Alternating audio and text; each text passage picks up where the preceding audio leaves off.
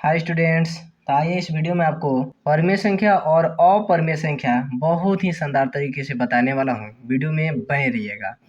आप कोई भी अंक गिनती के देखते हैं, या करड़ी में हो या बट्टे में हो या सिंगल हो, आप तुरंत देखते ही पहचान जाएंगे परिमेय संख्या है या अपरिमेय संख्या है। या किताबों में आपको देता है और कहता है बताइए परिमेय संख्या है या अपरिमेय संख्या है, तो आप बहुत ही आसानी से लगा लेंगे। तो आइए सबसे पहले हम देखते हैं परिमेय संख्या को इंग्लिश में क्या कहते हैं। ठीक है, तो परिमेय संख्या को इंग्लिश में कहते हैं रेशनल नंबर कहते हैं। यहाँ लिख कर हम दिखाते हैं RATIONAL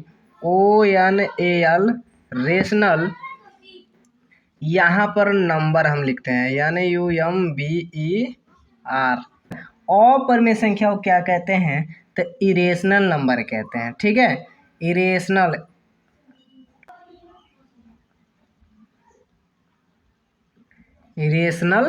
नंबर कहते हैं।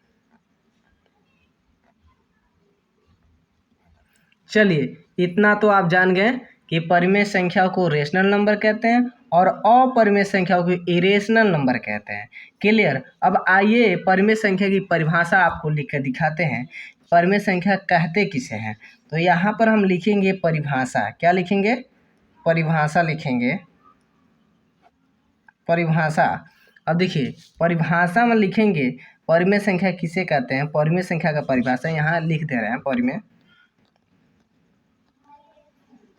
परिमेय का परिभाषा। ठीक है, यहाँ पर देखिएगा, यानी जो P बटे Q के रूप में लिखा जा सकता है।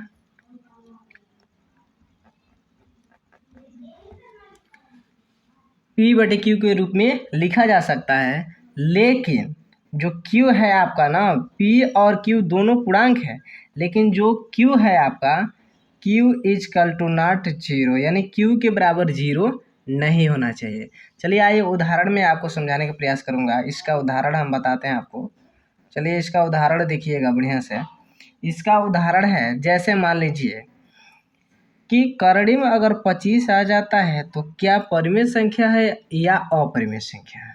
क्लियर, पहचानना है तुरंत, यह परिमेय संख्या है। कैसे, तो हम बताते हैं। जो 25 है ये 5 का वर्ग है। देखिए 5 का गुणा 5 से कर देंगे और जो संख्या मिलता है वो करड़ी से बाहर आ जाता है। क्लियर। अब बाहर आता है तो एक जो हर है ना, हम अपनी मर्जी से लिख सकते हैं। क्लियर। ऊपर वाले को अंश कहते हैं और नीचे वालों को क्या कहते हैं, हर कहते हैं। तो देखिए अंश हम कुछ भी नहीं रख सकते हैं, लेकिन नीचे एक हम रख सकते हैं। अगर अंक एकेल है, सिंगल है, तो नीचे हर जो है ना, एक हम लिख सकते हैं। अपनी मर्जी से लिख भी सकते हैं और है तो हटा भी सकते हैं। क्लियर। ये परिमेय संख्या हो गया। देखिए P बटे Q के रूप में हो गया, ये परिमेय संख्या हो गया। तो करड़ी में जो 25 आया ये क्या था, परिमेय संख्या आ गया। क्लियर।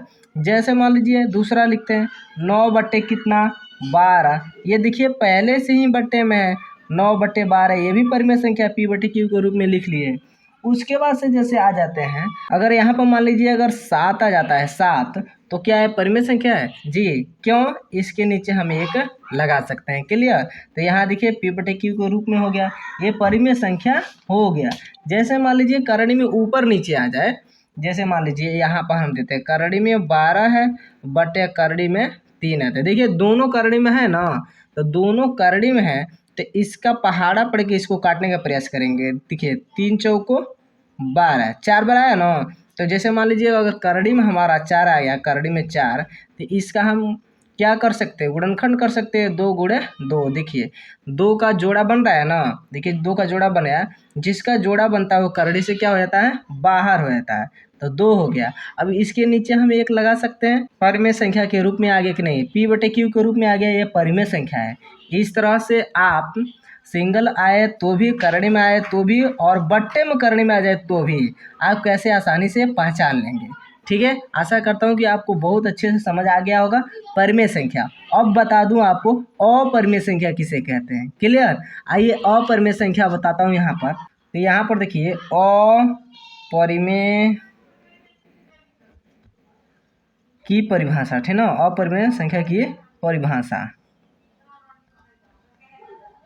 परिभाषा बताने का प्रयास कर रहा हूँ, जो P/Q के रूप में नहीं लिखा जा सकता, ठीक ना, नहीं लिखा जा सकता है, उसे क्या कहते हैं हम, अपरिमेय संख्या कहते हैं। देखिए वीडियो घर पे ही बनाते हैं तो सड़क पर बच्चे और औरतें जो बातें करती हैं, इसमें वीडियो में आवाज़ें आ जाते हैं कभी कभी, तो इससे कोई आप परेशान मत होइएगा, क्योंकि वीडियो में अच्छे से मेरा आवाज़ सुनाई देता होगा। तो वीडियो में अच्छे से बने रहिएगा शुरू से लास्ट तक। चैनल को सब्सक्राइब कर दीजिएगा और वीडियो को ज़्यादा से ज़्यादा शेयर करने का प्रयास कीजिएगा, क्लियर। और लास्ट में एक प्यारा सा कमेंट कीजिएगा कि वीडियो आपको कैसा लगा। चलिए आइए इसका उदाहरण मैं आपको बता दूं। इसका उदाहरण क्या होता है, अपरिमेय संख्या। जैसे मान लीजिए करड़ी में कोई भी अंक ले लेते हैं, जैसे 5 ले लेते हैं, 11 ले लेते हैं। करड़ी में जैसे मान लीजिए कि 13 ले लेते हैं। करड़ी में जैसे मान लीजिए 17 ले लेते हैं। इसी करड़ी में जो अंक लिए हैं, ना ही किसी संख्या का वर्ग है, ना ही किसी संख्या का क्यूब है, और ना ही किसी संख्या का गुणनखंड बनने वाला है। देखिए किसी का गुणनखंड नहीं है, केवल एक से कटता है ये, और स्वयं से कटता है। तो इस तरह के जो भी संख्या आपको देखे करड़ी में, तो वह मान लीजिएगा अपरिमेय संख्या है। जैसे मान लीजिए अगर बट्टे में आ जाए करड़ी में, जैसे मान लीजिए 20 और करड़ी में 4 आ जाए, तो क्या करेंगे आप, तो काटने का प्रयास कीजिएगा। जैसे मान लीजिए 4 5 20, तो वह करड़िए में आप लिखेंगे, ठीक ना। 5 जो आया है ना उसको करड़ी में लिखेंगे। अब देखिए 5 आ गया, तो ये 5 ना ही किसी का गुणनखंड है और ना ही किसी संख्या का वर्ग है, तो ये हो जाएगा अपरिमेय, ठीक ना। इस तरह से भी आए तो आप काट कर आसानी से पहचान लीजिएगा, क्लियर। तो 2 अंक आपको लगाने के लिए देते हैं, ठीक है। तो 2 अंक आपको लगाने के लिए देते हैं। आप बताइए इसमें कि ये परिमेय संख्या है या अपरिमेय संख्या है, ठीक है। आपको बताना है, पहला ये हो गया, और दूसरा है आपका जो 0 है, ठीक ना, दूसरा 0 है। तो आप ये दोनों अंकों को बताइए कौन इसमें से परिमेय है और कौन अपरिमेय है, कमेंट के माध्यम से